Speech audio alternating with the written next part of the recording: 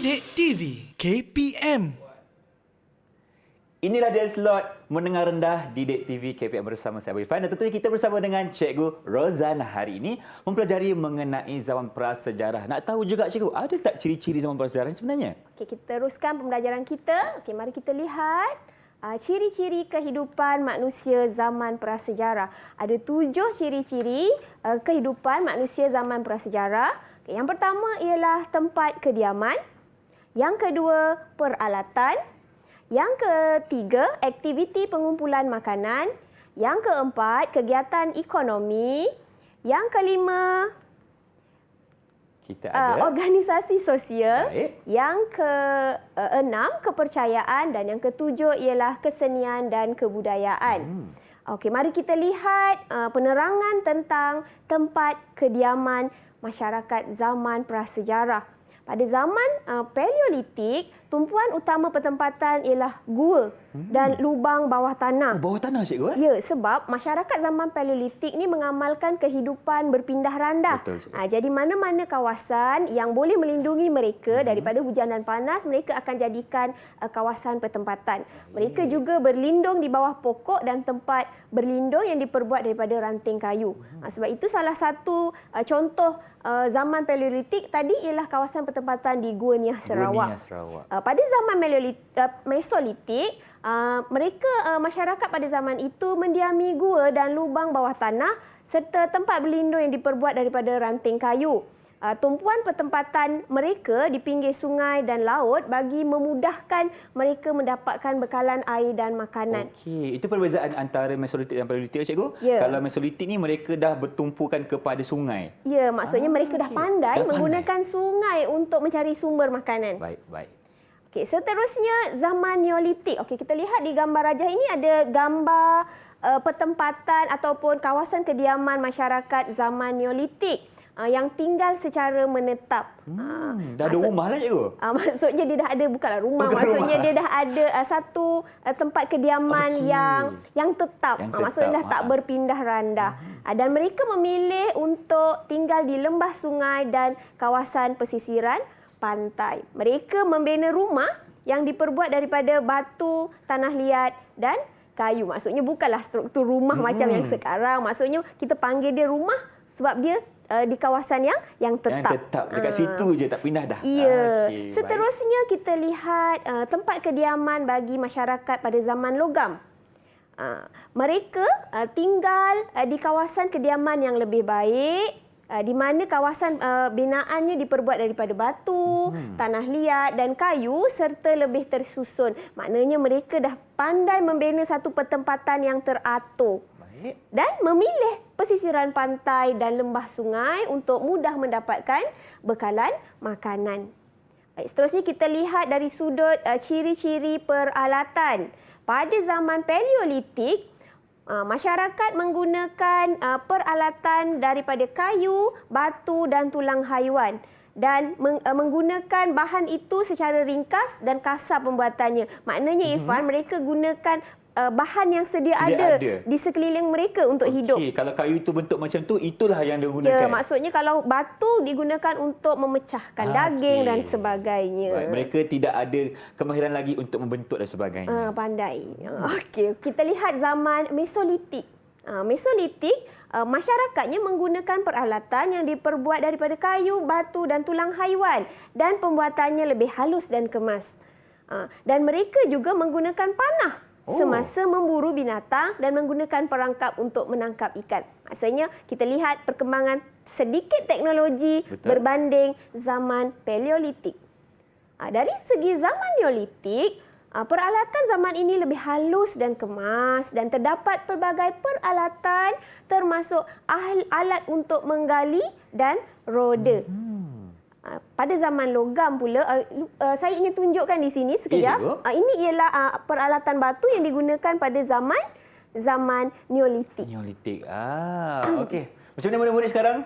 Boleh faham ke apa yang cikgu cakap? Cuba angkat tanzap sikit yang ada dekat Google Meet ni.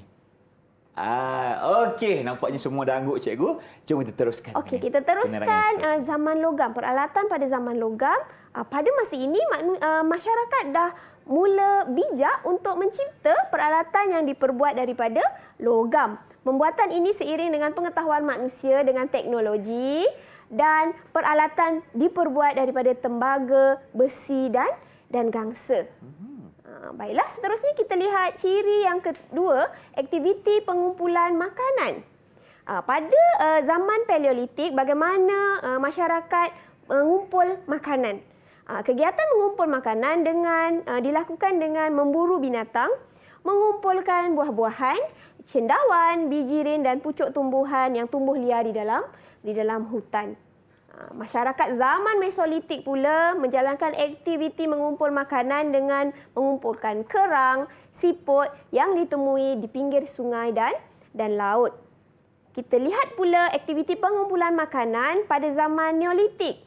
Pada zaman Neolitik, masyarakat mula bijak dan mula boleh untuk menjalankan aktiviti pertanian dan penternakan, serta mereka mampu untuk menyediakan makanan sendiri.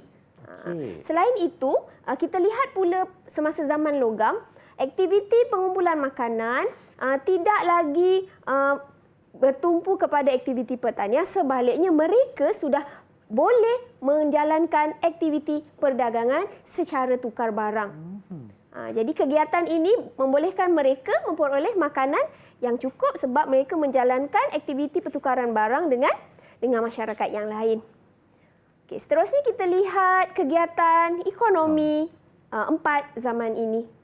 Pada zaman Paleolitik, manusia bergantung sepenuhnya dengan sumber alam semula jadi. Dan mereka hidup secara nomad, iaitu berpindah randah, untuk mencari makanan yang dikongsi bersama. Aktiviti ekonomi ini bersifat sara diri. Maksudnya tanam makanan tu untuk menyara diri sendiri. Diri sahaja, tidak dibekalkan kepada orang lain lah. Ya, betul. Baik. Okey, bila berubah zaman kepada zaman Mesolitik, masih lagi mengutip hasil hutan dan memburu binatang serta menangkap ikan. Tetapi mereka sudah menjalankan aktiviti perkongsian makanan. Okey, kat sini mereka dah kata apa, boleh berkongsi makanan, kira okeylah kan ketika itu. Ya. Dan kalau kita nak pergi pula melihat kepada zaman seterusnya, zaman Neolitik, apa yang berlaku, cikgu? Perubahan zaman Neolitik pula memperlihatkan masyarakat tidak lagi menjadi pengguna utama sumber alam. Maksudnya tidak seperti Paleolitik. Mereka sudah boleh menghasilkan makanan melalui aktiviti pertanian dan penternakan. Selain itu, mereka juga sudah melakukan aktiviti perdagangan menggunakan sistem barter dan pengkhususan. Kerja telah dilakukan untuk mendapatkan produktiviti yang lebih baik. Apa maksud pengkhususan kerja tu, cikgu? Maksudnya kalau pertanian mereka dah contohnya tanam bijirin. Jadi mereka mahir menanam bijirin dan boleh mengeluarkan pengeluaran yang banyak. Jadi bolehlah dijalankan perdagangan apabila pengeluaran bukan untuk sara diri. Untuk orang lain juga. Itu pengkhususan kerja. Baik, maksudnya. terima kasih. Mengkhusus kerja itu sendirilah. Okey, kita lihat zaman logam. Zaman logam, aktiviti pertanian dan peternakan merupakan aktiviti utama dan ditambah pula dengan aktiviti pembuatan dan pertukangan. Okey. Kita nampak kan? Kita nampak perubahan zaman menunjukkan perkembangan teknologi. Makin lama makin banyak kemampuan dan kemahiran yang mereka dapat ketika itu. Okey, mari kita lihat organisasi sosial. Zaman Paleolitik, manusia hidup dalam kelompok kecil yang terdiri daripada beberapa keluarga dan mereka hidup dalam keadaan nomad. Pada zaman Mesolitik, sudah ada kehidupan dalam kelompok kecil walaupun masih lagi hidup secara nomad. Okey, seterusnya ialah zaman Neolitik. Zaman Neolitik dia memperlihatkan perkembangan yang lebih jelas, iaitu manusia boleh hidup menetap dan mewujudkan sistem sosial yang lebih baik. Dan mereka juga mempunyai ketua di dalam sesebuah organisasi dan bermulanya pembahagian sosial, iaitu ada kelas atas dan kelas bawah. Dan seterusnya berbeza juga dengan kehidupan zaman logam, iaitu masyarakat pada masa itu mempunyai kehidupan yang lebih tersusun dan mereka mempunyai kehidupan yang lebih baik dan pemimpin bertanggungjawab menyelesaikan masalah yang timbul. Dan dia membentuk satu sistem pentadbiran hasil daripada organisasi yang baik. Okey, kita lihat dari sudut kepercayaan. zaman pada masa itu. Okey, zaman Paleolitik, masyarakat mula mengamalkan animisme ataupun kepercayaan alam semula jadi, menyembah perkara-perkara yang berada di sekeliling mereka dengan percaya kepada kuasa alam semula jadi, contohnya petir, kilat, angin, hujan dan matahari. Pada zaman Mesolitik pula, mereka masih lagi mengekalkan kepercayaan animisme. Dan zaman Neolitik, mereka mengamalkan amalan penyembahan. Dan masyarakat zaman Neolitik percaya kepada kehidupan selepas mati. Sebab itulah masyarakat zaman Neolitik mula mengkuburkan mayat-mayat menunjukkan adanya kehidupan selepas mati. Okey? Dia ada kubur seperti di Gua Cha dan di Sabah. Okey, seterusnya kesenian dan kebudayaan. Mari kita lihat apakah bentuk kesenian dan kebudayaan yang wujud pada zaman Paleolitik, Mesolitik, Neolitik dan zaman logam. Okey, zaman Paleolitik menghasilkan lukisan gua. Lukisan gua. Okay. Tadi kalau kita tengok ada gua Niah tadi pun ada lukisan masih ada gua. Ya. Dan kemudian zaman Mesolitik masih juga menggunakan lukisan gua sebagai cara untuk mereka berseni. Dan zaman Neolitik juga memperlihatkan mereka selain daripada boleh melukis lukisan di gua, mereka juga sudah mahir untuk membuat tembikar. Oh, okey. Selain itu pada zaman logam kita lihat di sini, zaman logam memperlihatkan satu kesenian, mereka mampu membina gendang daripada logam. Okey, mari kita lihat pemahaman murid-murid setelah cikgu menerangkan dengan panjang lebar tentang ciri-ciri masyarakat zaman prasejarah.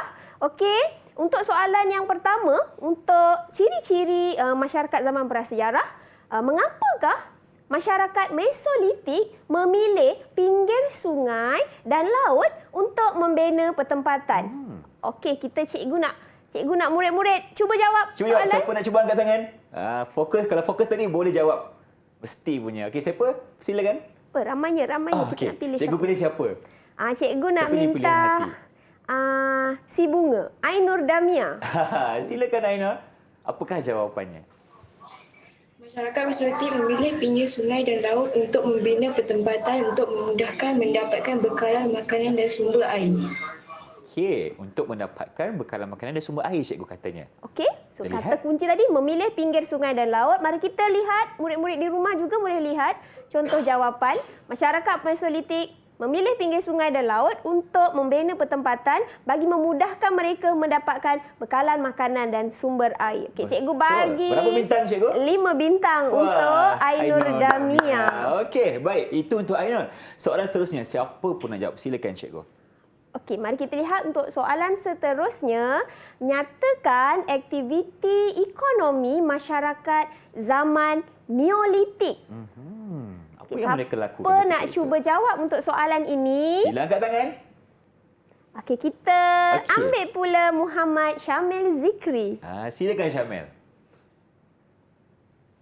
Aktiviti ekonomi masyarakat zaman Neolitik ialah melakukan aktiviti pertanian, peternakan dan juga menjalankan aktiviti perdagangan. Okey, terima kasih Syamil. Jawapan yang ringkas tapi tepat. Tapi kita tengok dulu contoh jawapan yang betul. Okey, aktiviti ekonomi masyarakat zaman Neolitik ialah melakukan aktiviti pertanian, penternakan dan menjalankan aktiviti perdagangan. Okey, terima kasih Syamil. Cikgu bagi 5 bintang untuk Syamil. 5 bintang tanya Syamil. Okey, jom kita lihat soalan yang berikutnya. Okey, soalan seterusnya untuk menilai pemahaman murid untuk ciri-ciri masyarakat zaman prasejarah. Masyarakat zaman Paleolitik percaya kepada kepercayaan animisme. Apakah maksud animisme? Okey, Kuratu cuba jawab. Silakan Kuratu. Setelah nama anda diseru oleh cikgu. Animisme bermaksud percaya pada kuasa alam semula jadi seperti petir, kilat, angin, hujan dan matahari. Okey, terima kasih Kuratu. Okey, mari kita lihat contoh jawapan. Betul ke cikgu jawapan tadi? Kita nak tengok jawapan Kuratu. Animisme bermaksud percaya kepada kuasa alam semula jadi seperti petir, kilat, angin, hujan dan matahari. Ya. Okey, 5 bintang 5 untuk bintang Kuratu. untuk Kuratu. Okey, Okey. terima kasih. Jom cikgu kita lihat soalan yang terakhir. Okey, seterusnya soalan yang Silakan. terakhir. Kita lihat soalan aneka pilihan. Mayat dikebumikan bersama-sama pelbagai peralatan. Mengapakah manusia prasejarah bertindak sedemikian? A. Menggambarkan kedudukan seseorang semasa hidup. B. Mempercayai kehidupan selepas mati. C. Membuktikan keunikan amalan ritual. Dan D. Memberikan penghormatan terakhir. Yang ni cikgu nak minta Siapa cikgu? Danish Irfan jawab. Silakan Danish. Yang mana satu yang betul? Jawapan dia B. Mempercayai kehidupan selepas mati. Okey. Terima kasih Danish Irfan. Danish okey tak tu Danish? Danish nervous ke? Comel je suara Danish. Okey, kita lihat jawapan dia. Betul atau salah? Tepat sekali cikgu bagi 5 bintang untuk Danish Irfan. Okey, Okey. mayat dikebumikan kerana masyarakat pada masa itu mempercayai kehidupan selepas mati. Itulah dia penerangan di segmen ini berkenaan dengan ciri-ciri manusia di zaman prasejarah. Jadi, untuk itu jom kita berhenti berehat seketika. Kembali selepas ini hanya di Didik TV KPM. Jangan ke mana-mana.